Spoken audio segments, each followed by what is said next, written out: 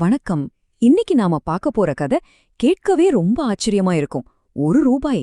ஆமா, வெறும் ரூபாய்க்கு ஒரு பெரிய நிலத்தையே வித்திருக்காங்க. வாங்க இந்த வினோதமான கதைய முழுசா பார்க்கலாம். சரி, வாங்க விஷயத்துக்குள்ள போலாம். ஒரே ஒரு நம்பர்ல இருந்து ஆரம்பிப்போம். 1. வெறும் ரூபா. இந்த ரூபாய்க்கு உள்ள எவ்ளோ பெரிய கதை, எவ்ளோ பெரிய அநீதி ஒளிஞ்சிருக்குன்னு பாருங்க.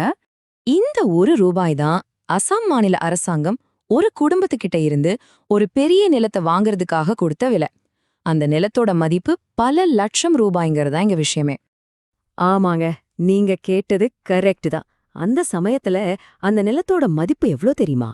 கிட்டத்தட்ட 50 லட்சம் ரூபா. இப்போ உங்களுக்கு ஒரு கேள்வி வரும் இல்லையா? வெறும் 100 கணக்குல இருக்கிற ஒரு கடனுக்காக 50 லட்சம் ரூபாய் சொத்தை ஒரு குடும்பம் எப்படி இழந்துச்சு? இது எப்படிங்க சாத்தியமாகும்? இந்த கதை ஆரம்பிக்கிறது 1970கள்ல. ஒரு குடும்பம், அவங்களோட பரம்பரை நிலம், அப்புறம் அவங்க கட்டாம விட்ட ஒரு சின்ன வரி, இது 3ல இருந்து தான் இந்த பெரிய பிரச்சனையே ஆரம்பிக்குது. இங்க இருக்கிற நம்பர்ஸ கொஞ்சம் பாருங்களேன். கடன் எவ்ளோ? வெறும் 731 ரூபா. ஆனா பறிபோன சொத்தோட மதிப்பு 50 லட்சம் ரூபா.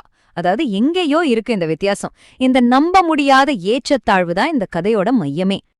அதாவது அந்த 731 ரூபாய வசூல் பண்றதுக்காக அரசாங்கம் என்ன செஞ்சது தெரியுமா? அந்த குடும்பத்தோட மொத்த சொத்தையும் ஏலத்துக்கு கொண்டு வந்திருக்கு. யோசிச்சு பாருங்க, சின்ன பிரச்சனைக்கு எவ்ளோ பெரிய ஒரு நடவடிக்கை. இங்கதான் ஒரு பெரிய ட்விஸ்ட் நடக்குது. அரசாங்கம் சட்டத்துல இருந்த ஒரு சின்ன ஓட்டைய ரொம்ப சரியா பயன்படுத்திக்கிச்சு. அதாவது ஏலம் கேட்க யாருமே வரலன்னா ஒரு சிறப்பு விதிய காட்டி வெறும் ரூபாய்க்கு அரசாங்கமே அந்த நிலத்தை வாங்கிக்கலான்னு ஒரு ரூல். அத பயன்படுத்தி மொத்த சொத்தையும் ஒரே ரூபாய்க்கு அவங்களே எடுத்துக்கிட்டாங்க. சரி, இப்போ ஏலம்னு பேர்ல நடந்த அந்த விஷயத்த சும்மா விரிவாக பார்க்கலாம். அது எப்படி ஒரு பெரிய சட்ட போராட்டமா மாறுச்சுன்னு தெரிஞ்சுக்கலாம் வாங்க. பல வருஷம் கழிச்சு, அதாவது 1996ல தான் பூகான் குடும்பத்துக்கே இந்த அதிர்ச்சியான விஷயம் தெரிய வருது. தங்களோட நிலம் தங்களுக்கு இல்லைன்னு தெரிஞ்சதும் உடனே அவங்க இந்த முழு செயலையும் எதிர்த்து கோர்ட்டுக்கு போறாங்க. இங்க ஒரு முக்கியமான விஷயத்த நம்ம கவனிக்கணும். சட்டப்படி ஒரு கடனை வசூல் பண்றதுக்குன்னு சில வழிமுறைகள் இருக்கு. படிப்படியா சில விஷயங்களை செஞ்சாகணும். அரசாங்கம் அதையெல்லாம் சரியா செஞ்சுதா இல்லையா? அதுதான் இங்க முக்கியமான கேள்வி. ஆனா என்ன ஆச்சரியம்னா, அரசாங்கத்தோட ரெக்கார்ட்ஸே ரொம்ப குழப்பமா இருந்துச்சு. அந்த குடும்பத்துக்கு முறையா நோட்டீஸ் கொடுத்ததுக்கு எந்த ஒரு உறுதியான ஆதாரமும் அவங்க கிட்ட இல்ல. இந்த மாதிரி நடைமுறை தவறுகளால தான் கிட்டத்தட்ட 20 வருஷம் நடந்த ஒரு மிகப்பெரிய சட்ட போராட்டமே ஆரம்பிச்சது. இந்த டைம் லைனை பாருங்க.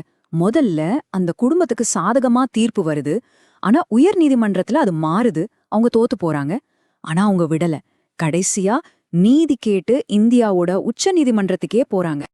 அப்புறம் 2014ல உச்ச நீதிமன்றம் தன்னோட இறுதி தீர்ப்பை சொல்லிச்சு. அந்த தீர்ப்பு இந்திய சட்ட வரலாற்றிலேயே ஒரு முக்கியமான மைல்கல்லா அமைஞ்சது. கோர்ட் ஒரு ரொம்ப முக்கியமான விஷயத்த தெளிவுபடுத்தினாங்க.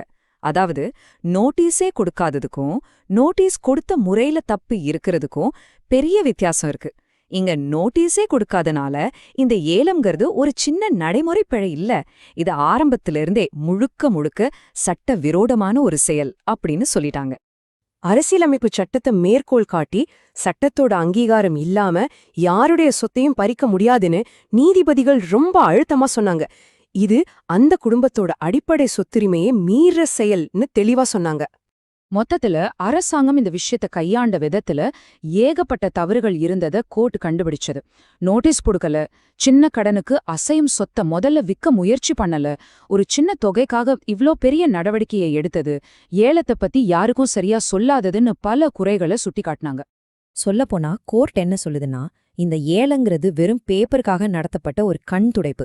சட்டப்படி எல்லாம் செஞ்ச மாதிரி ஒரு தோற்றத்தை உருவாக்கிட்டு அந்த நிலத்தை எப்படியாவது அரசாங்கம் எடுத்துக்கணுங்கிற ஒரே நோக்கத்துல நடத்தப்பட்ட ஒரு நாடக மாதிரி தான் தெரியுதுன்னு சொல்லிட்டாங்க. சரி, இது ஏதோ 40 வருஷத்துக்கு முன்னாடி நடந்த ஒரு கதை தானே, இதனால இப்போ நமக்கு என்ன அப்படின்னு நீங்க நினைக்கலாம். ஆனா இதிலிருந்து நாம எல்லாரும் கத்துக்க வேண்டிய ஒரு முக்கியமான பாடம் இருக்கு. அது என்ன? நீண்ட போராட்டத்துக்கு அப்புறம் பூகான் குடும்பத்துக்கு முழுமையான வெற்றி கிடைச்சது. கடைசியில நீதி ஜெயிச்சது. அவங்களோட நிலத்துல ஒரு பகுதியை இந்தியன் ஆயில் கார்ப்பரேஷனுக்கு கொடுத்திருந்தாங்க.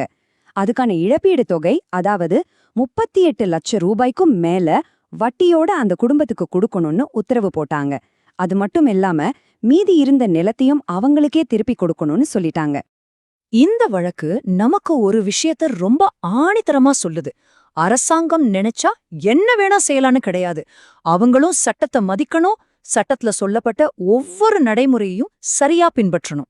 இந்த சரியான சட்ட நடைமுறைங்கிறது தான் சாதாரண குடிமக்களை பாதுகாக்கிற ஒரு கவசம் மாதிரி. அதனால இந்த சட்ட நடைமுறைங்கிறது வெறும் ஃபார்மாலிட்டி இல்ல, அது நம்ம ஒவ்வொருத்தரோட உரிமைகளையும் பாதுகாக்கிற ஒரு முக்கியமான கேடயம்.